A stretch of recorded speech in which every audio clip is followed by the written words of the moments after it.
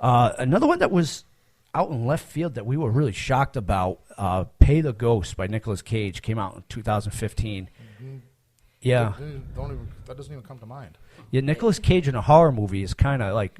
What? Pay the Ghost? It's called Pay the Ghost. It's on Netflix. Pay the Ghost. I don't want to ruin too much with this because this is a mind screw job, kind of like the one with Nicole Kidman, the others. It's got the same... Okay, twist then. It's a twist to it. Definitely And a good twist. I don't want to give away too much other than the fact that I was shocked to see Nicolas Cage in a horror movie, first of all, and in one that was good, because the last couple movies that Nicolas Cage was in, the last time I enjoyed any of his movies was the National Treasure ones. Yeah. Other than that, his movies that were going downhill. Ghost Rider, I mean, that one sucked. That was somewhere. 1 and 2, those were horrible. Yeah, that's one of those comic book concepts that shouldn't be brought to the screen. It's just not going to work. And he did a couple other ones. Lord of War, that was good. I appreciated that. That was not a typical Nicolas Cage movie. It was good, but he's done better. Yeah. And this kind of like brought his acting career back out.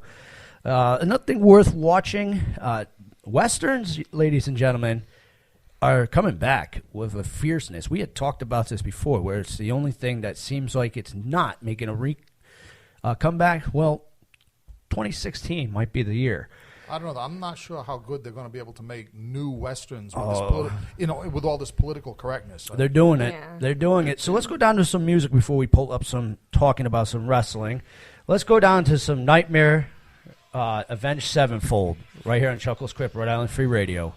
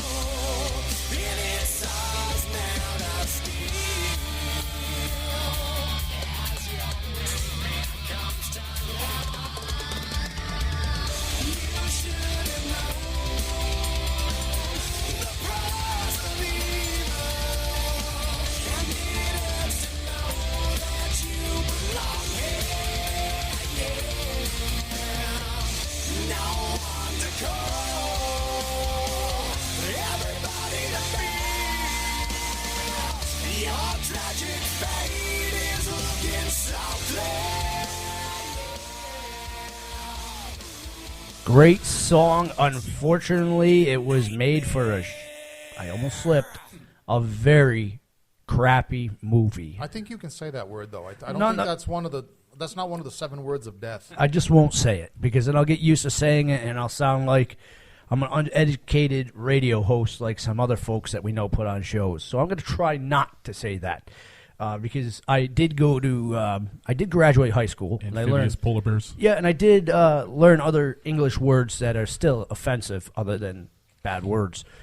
Like the fact that crap is actually named after the guy John Crapper who invented the toilet. Boy, he's got to be up there thinking, like, really, out of all I did, you're going to name a swear word after me. I made it so it was easy for you guys to go to the bathroom and not have to go out to a barn that might have a snake crawled over on the side of it. A hornet's nest. Yeah, and freeze your tushy to the ground, and you name a swear word after me? Man, I tell you, there's not too many of us guys out there that don't use the crapper as our office and our throne, and especially nowadays. Like I said, great song, horrible, horrible movie, and you know what I'm talking about, George.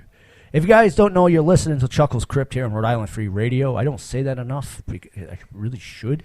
Yes, it is a good and thing coming to up plug. next, the Haunted Cabaret, and we got some good subjects for you later on tonight that I was going to give to you now, but I'll save. So we'll talk about good and crappy movies that are out right now. There's plenty. And there are plenty, and that is all pop culture. And I heard you mention wrestling. I did mention wrestling, but I'd rather not bring that up because a lot of people are pissed off about the outcome. You know what we're talking about? That's what makes good radio. You know what we're talking about? Pissed off people that are upset about an outcome. First of all, Ring of Honor, let me say this. What were you thinking about putting a main event pay-per-view on at the same time as the Royal Rumble? They weren't. That's like taking a no-name jobber football league like XWF or whatever Vince McMahon had and debuting it during during a Super Bowl or a playoff. You idiots. Like, you're not going to get more people to watch. I knew the writing was on the wall for Vince McMahon's XFL when I went to Building 19, and there were all the XFL jerseys. Somewhere I have one of those jerseys because I started watching that Yes. silly crap. Yes, you did. You do not program opposite the WWE. That was the beginning of the demise of the unlamented WCW. And we all know that. It's like they are, as bad as their storylines are, they attest to the folks that don't really like wrestling but like a story or a soap opera, which is what they do, and aren't really too much given a rat's ass about a suplex or a triple German suplex. Basically, anybody that will sit there and watch a whole show of WWE these days isn't enough of a wrestling fan to watch Ring of Honor anyway. Right. Exactly. So you're not. What do you think you're going to do? I mean, it's kind of like Your hardcore wrestling fans are already watching something And here's else. the problem. I think, and Ring of Honor is a good league, but they don't really have anybody strong enough to grab anybody right now. You mean as far as name? Name, talent, anything. They don't have an up-and-coming one to distract me from this. Ring of Honor is a good league, especially if they'd like to book us. Yeah. I can see they're them great. booking backyard wrestlers and everything, but... No, it's not, no. Let me jump in here a second. In defense of Ring of Honor, no. I agree with you 100% that they don't have that one big name that can put them to the next level and really give them some presence in the media. I agree with that. Saying that they don't have the level of talent, that's where I'm going to argue with you. No. I didn't say that. It's a high level of talent. Now, to say that a backyard wrestler is no less talented than an independent wrestler, that would be controversy all on its own, because I know a lot of... Oh, no, I'm not implying anything about backyard wrestling either. What I'm saying is that Ring of Honor, their whole approach to wrestling isn't the backyard approach. So, in other words... But they're still hiring people... From out of the backyard leagues. Then that. I mean, I don't They're care still where, pulling them up. I don't care where somebody comes from. If they got the talent, they got the talent. Right.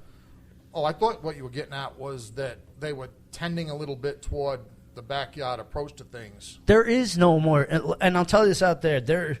When Tony and I grew up, you could probably throw a rock, and we could go weekend from weekend to a backyard league and compete and crack someone's heads open. With throwing rocks. Yeah, and do whatever you want, but those don't exist anymore. Unfortunately. A pure backyard league is more or less an independent league now, because a lot of folks have said, I don't want this in my yard. It's a safety issue. It's a money issue. If you want, afford the insurance. Yeah, if you guys want to do this, go rent a ring somewhere and learn how to do it. So a lot of these backyard wrestlers are calling themselves independent wrestlers, but the truth be known, they're backyard wrestlers that rent a ring. Actually, the backyard wrestlers again, and you implied it, so I'll finish the sentence. Back in our day, actually, a lot of the talent in the pure backyard wrestling leagues was better than the ones that are calling themselves independents now, so they don't call themselves backyard wrestlers. It was like that too, like back then. The small independent leagues, at least around here